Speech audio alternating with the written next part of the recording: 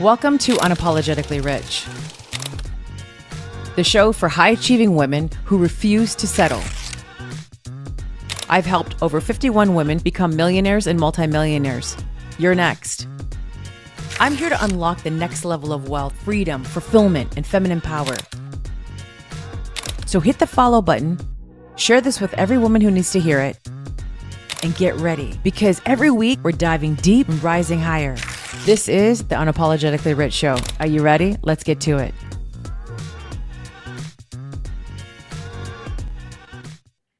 I'm here to tell you that the universe wants to give you every single thing that you've ever wanted. It's your job to make sure there's no resistance and there's no limits to you receiving it. Welcome back to another episode of Unapologetically Rich. I'm your host, Shamina Taylor, and I want to show you in today's episode how you might be creating the resistance to you receiving everything you want. I'm going to tell you a little story about what happened, and in it, you're going to start saying that maybe you yourself are doing things that are creating resistance in your life.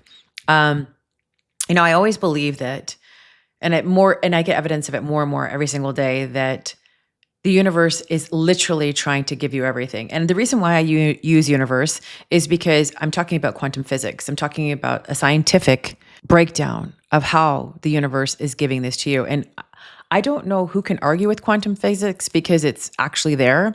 So this is why my brand is called the Quantum Woman. This is why I lean back on evidence of proof.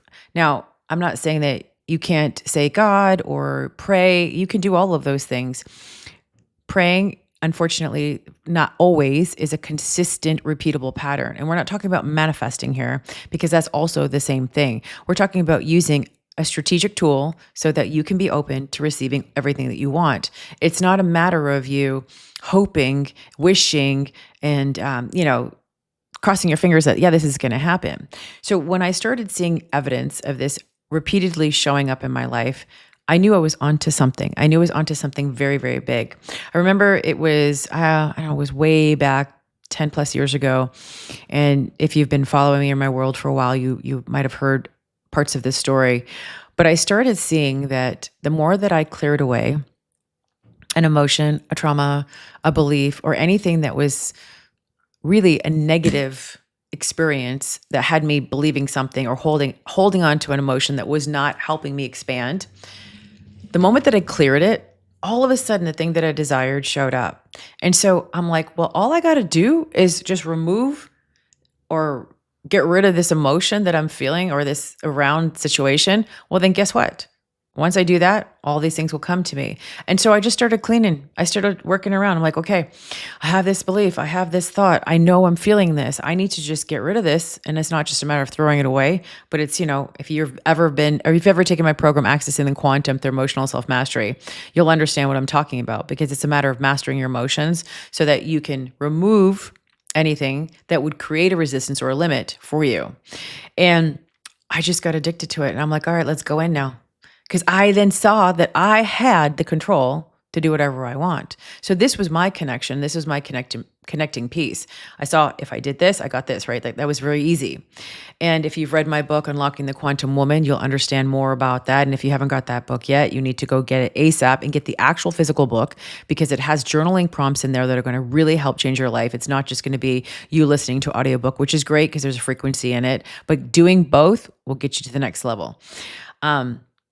And now, so when I started seeing this, I started working out, okay, there's a system to this, like let's create. This isn't just like write something down and then reword it so that you can change it so that you can have a good outcome. Because that doesn't really work for most people. Reframe it.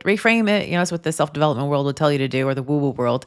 Reframe it, think a good thought, think a different thought. Well, that doesn't work. That shit don't work with me, at least. So I had to really come up with my own methods to really help me get to that next level, right? So when I think back of all the things that I've decided that I wanted to create, they all came from a place of sweeping all of the old energy out and making it clear.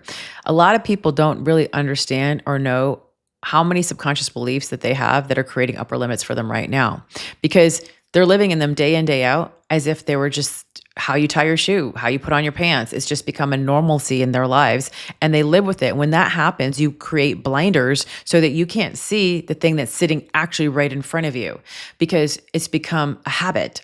more so than an active participation. You're just doing these things, saying these things, thinking these things automatically instead of really being intentional about what you're doing, right? So when you get intentional, you get you get clarity, but you need awareness in order for you to get intentional. Because what will happen is the things that you can't see are going to take in control over your life. And then you're going to be like, well, why am I not there to that level? Why do I have this limit? And how do I get rid of it? Or why am I not there? And you don't even know you have a limit, right? Okay. So let me tell you a really quick story. So I had to be in Austin yesterday, and I don't know when you're going to listen to this episode, but I was in Austin yesterday. I was going to be a guest on a podcast, and I've been traveling so much in the last few years. I really love being at home so I can be consistent with the gym. I can sleep in my own bed. I can keep with my daily biohacking. I love taking care of myself. I feel like I'm aging backwards daily. And I am somebody who's very committed to my daily practices because I know that they work. And also, I keep that commitment to myself, which then really increases my self-confidence on that I can do anything and have anything because I'm keeping that word to myself. Now, my team booked this, and I know I greenlit it and said it's fine to go. I didn't really know where I was going at the time, to be quite honest with you, but booked my flight because I pick the times that I want to fly. I don't pick when it's cheapest. I pick when I want to go and how I want to come back because that's comfort. So I was leaving at about 11 a.m. My driver, Neil, came and picked me up. I didn't have any checked baggage. Ironically, my daughter, she was like, when I told her, she's like, where are you going, Mom? I'm going to Austin. She's like, oh, I bet you, I said for the day, she goes, I bet you checked a bag. And I go, actually, this time I didn't. I managed to put all my stuff in the suitcase, which is good, like my little carry-on. And because I had to fly in comfort. I was going to fly in my fancy clothes. So anyways, I put my Louboutins in my suitcase and I busted them out when I was there. I got there and I got dressed and we had an incredible show. And when it was done, within about 10, 15 minutes, I was already dressed and calling an Uber Black, of course, to come pick me up and take me to the airport. And I'll tell you a couple of things about why Uber Black's really amazing, not just because it's the experience, but it is also, they're all been certified limo drivers in order to be Uber Black. It's the safest way to go. And if you got to get to the airport, they will step on it because they taking you somewhere seriously.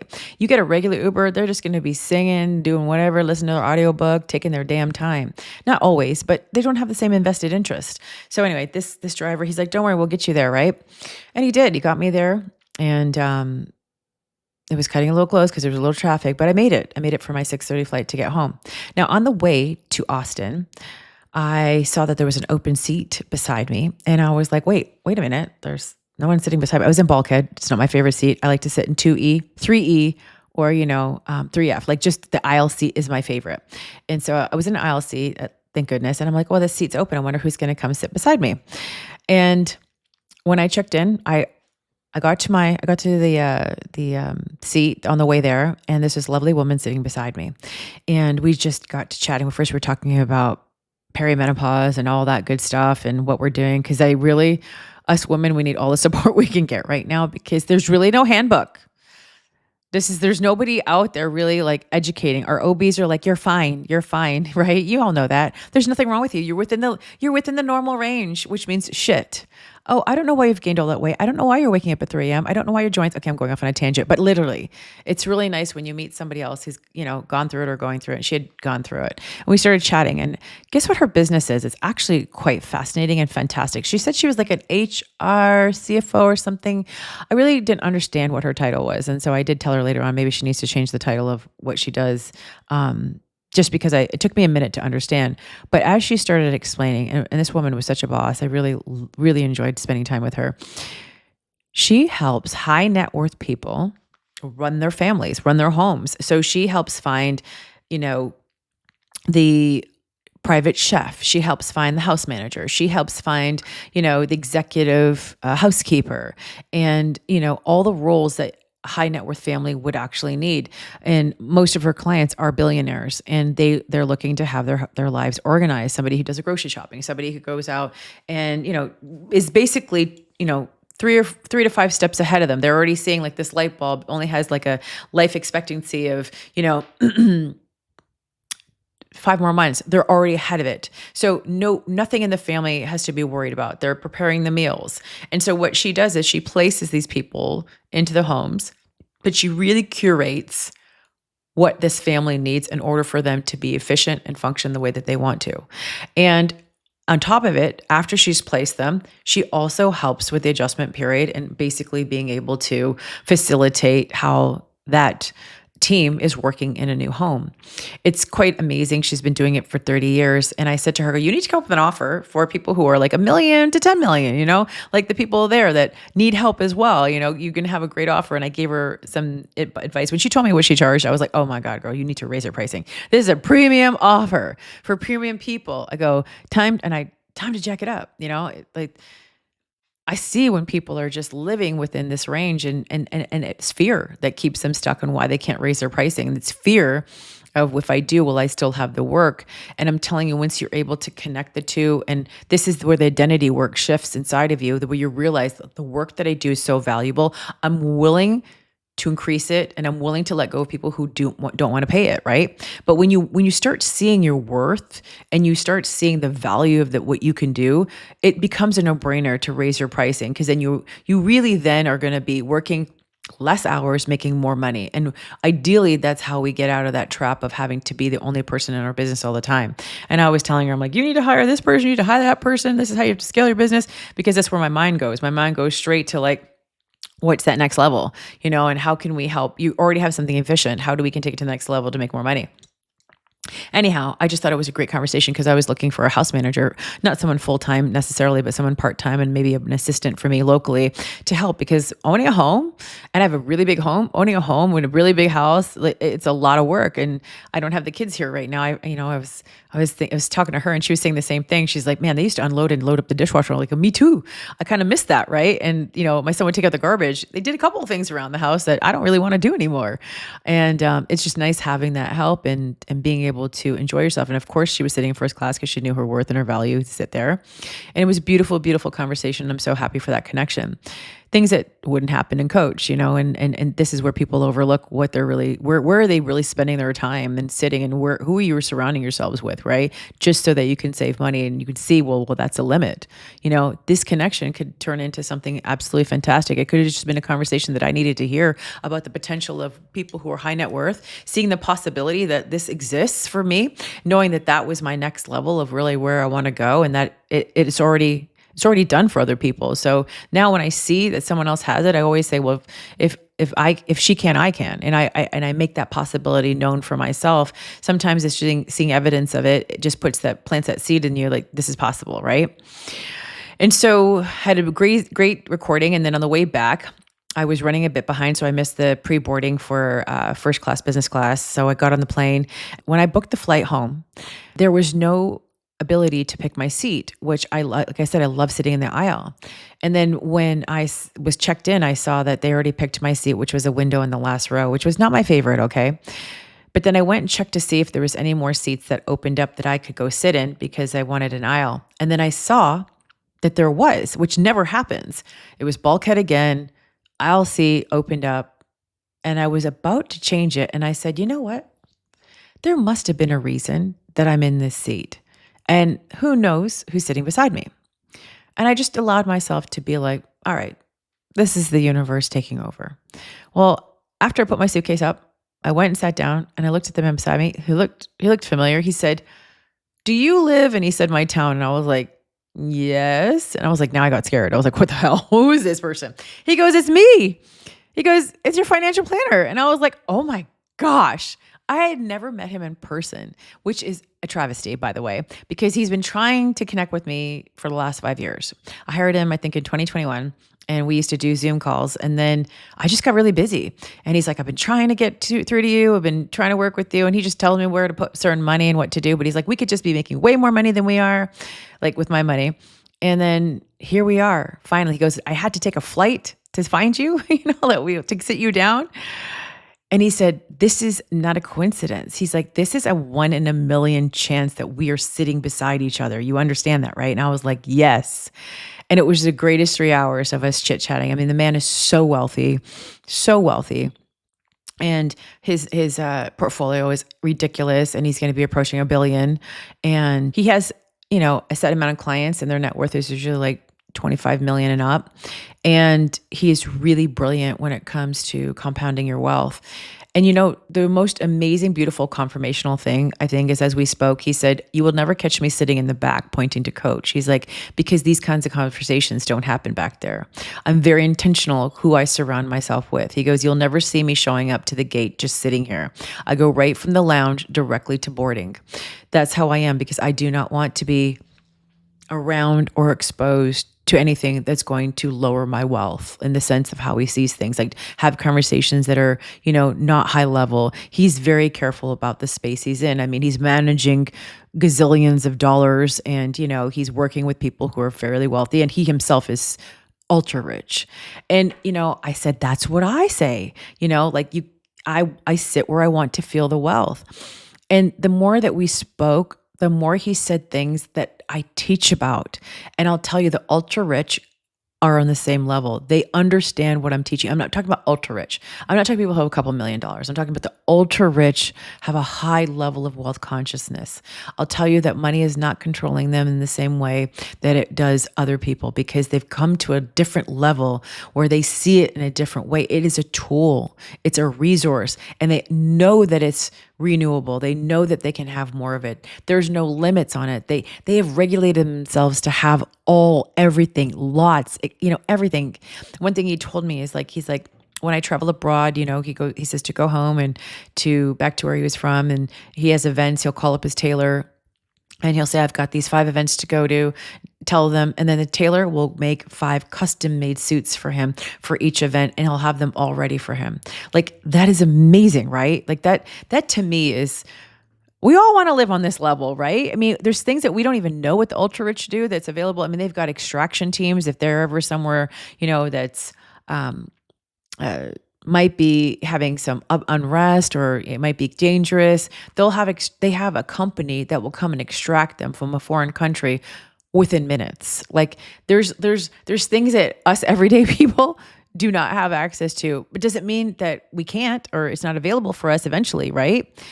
But it makes you think about, like, how small have I been thinking about things? And here's another thing. Do you think it's a coincidence that these 2 people sat beside me on the way there and the way back? Now, I could have looked at flying to this event for a couple of hours to be there, quote unquote, a waste of money. I don't know how big this podcast is. I don't know if anything is going to come of it. I just knew that I didn't want to stay there. I had to pay for transportation there and back. I paid for my own way to go there. But I look at the conversations that I had, and I'm like, it was totally worth it. It was totally worth to be in those 2 places at that time, because of what I got from it and how it expanded me and what I received, because I acted like a wealthy woman. I was telling one of the guys, I'm in his mastermind, what was going on, because he was landing in Austin too. And he's like, "You're just in and out on the day." He goes, "Man, that's baller moves." And I was like, "It is?" I'm just thinking, I just want to be home in my bed. And I was so happy when I got home last night. I was like, took a shower, put on my jammies, my Victoria's Secrets, and did my skincare, had my protein that was already prepped in the fridge waiting for me. And then I went to bed. I mean, it just felt so good to be home, right? But think about all the things that the universe wants to give you right now. And are you really open to receiving them? Like, I almost changed my seat to get what I usually want, because, I could. But then I decided to just relax and allow and be like, you know what? Something is working for me here. The universe really does have my back. And this is not woo-woo shit. This is like quantum physics. I'll tell you why. Because before these events took place, I had a very serious conversation with myself about the type of wealth that I wanted to create, down to passive income in my business, the monetization, how these funnels were going to be created, how my business was going to make money, what kind of legacy building wealth that I wanted to make. Where did I want to go? Was it just making cash, or was it really building an extraordinary portfolio and having the highest amount of net worth that I possibly could have, that my money was literally making money for me all day, every day? I had those deep conversations with myself. I shared them with my team, but I really sat down and I said to myself, this is what I want. And I started designing it. Well, then as soon as I made that decision, I got clarity about what kind of wealth I wanted to create. And let me tell you, it's ridiculous to many people, but I know it's possible, because if he can or she can, I can. I've seen other people do it, so why not me? And it's just getting really clear on it, right? What is it you want to create? And then the universe was like, we've got you. It's right here. And when I say it's quantum physics, is because a decision, an energetic frequency, a belief went into state. It was awakened, opened, awareness, consciousness was given to this. Once that consciousness was given, the universe was like, hey, and this is quantum physics over here. This experience was like, we've been waiting for you to say yes to this because it's here waiting for you. And so here's your financial planner. So let's say my next level was $1 million plus a month that I wanted to make, right?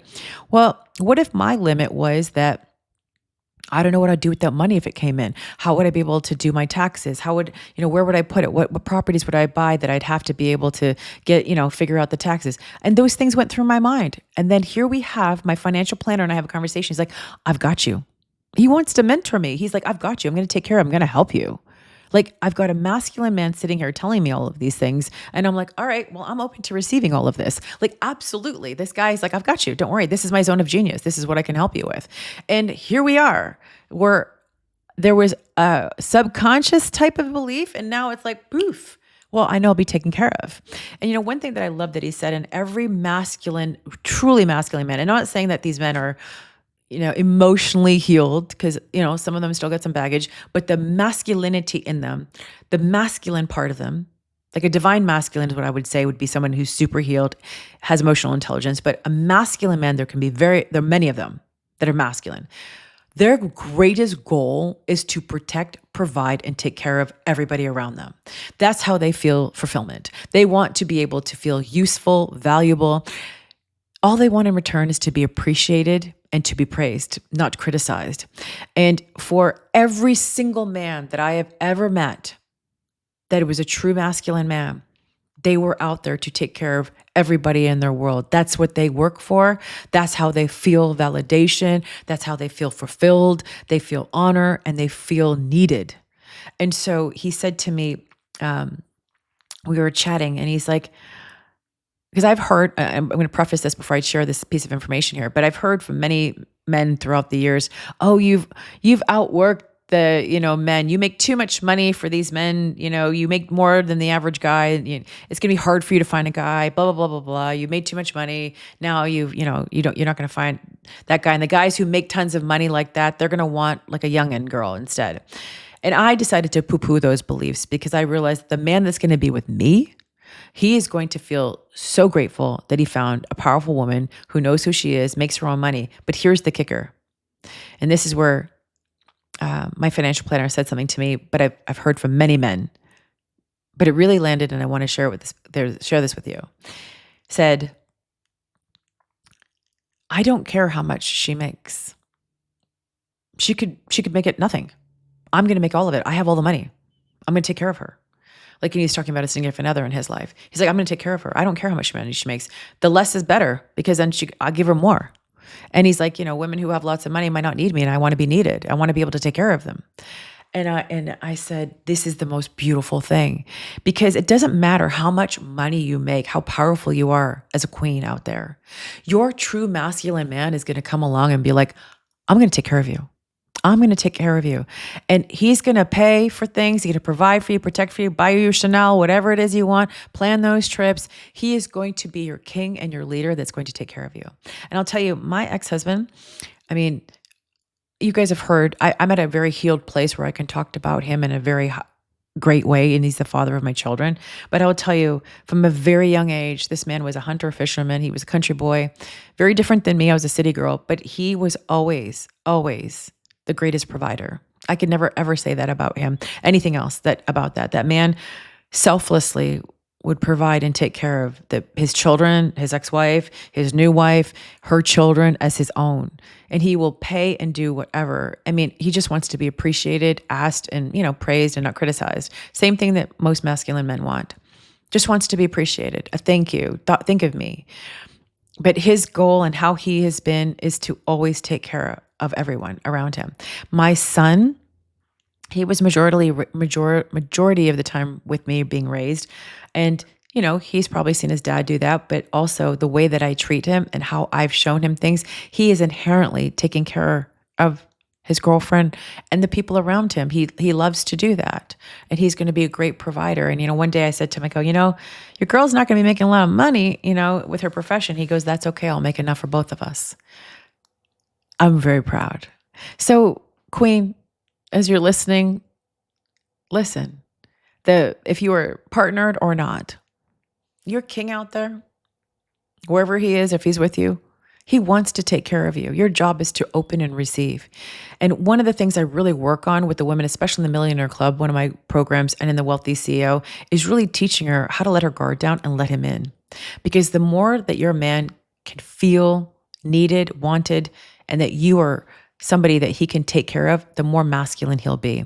And this is why a lot of women, when they start doing my work, they start making more money and having more sex, because now they're like open to receiving their man, because they're now letting their guards down and his masculinity goes up. She starts becoming attractive to him, because not seeing him as just a man who's agreeing with her, but now she sees him as the masculine man that he's always been. But because she was so much in her wounded masculine, she couldn't see that she already had a man right there ready and waiting for her.